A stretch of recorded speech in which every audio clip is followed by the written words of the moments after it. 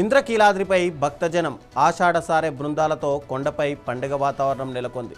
ఉదయం 6 గంటల నుంచే ఆలయ పరిసరాలు భక్తజన సందోహంతో నిండిపోయాయి. ఘాట్ రోడ్, శ్రీ కనకదుర్గా నగర్ మార్గాల ద్వారా కొండపైకి భక్తులు ప్రవాహంలా తరలివచ్చారు.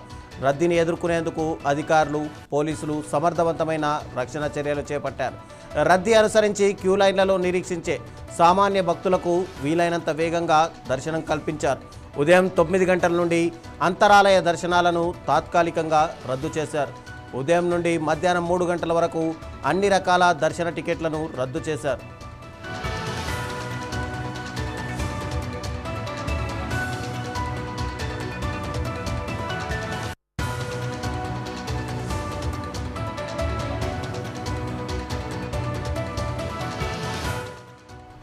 ఉదయం 8 గంటల నుండి సాయంత్రం 3 గంటల వరకు అన్ని రకాల వీఐపీ దర్శనాలను పూర్తిగా నిలిపివేశారు. ఎండ తీవ్రత వల్ల భక్తులు ఇబ్బంది పడకుండా క్యూ లైన్లలో వేచి ఉన్న భక్తుల వద్దకే సంచార నీటి డబ్బాల ద్వారా చల్లని నీటిని అందించారు. ఇక అధికారులు స్వయంగా భక్తులకు మజ్జిగ పంపిణీ చేశారు. చంటి బిడ్డల తల్లులు, వృద్ధులు, దివ్యాంగులను ప్రత్యేక లైన్లలో దర్శనంకు అనుమతించారు. ఇక రద్దీ నియంత్రణకు అన్ని చర్యలు తీసుకున్నారు. ఇక కనకదుర్గ అమ్మవారిని ఏపీ ఇంటెలిజెన్స్ చీఫ్ ఉమేష్ చంద్ర లడ్డా కుటుంబ సమేతంగా దర్శించుకున్నారు. వేద పండితులు ఆశీర్వచనం అందించారు.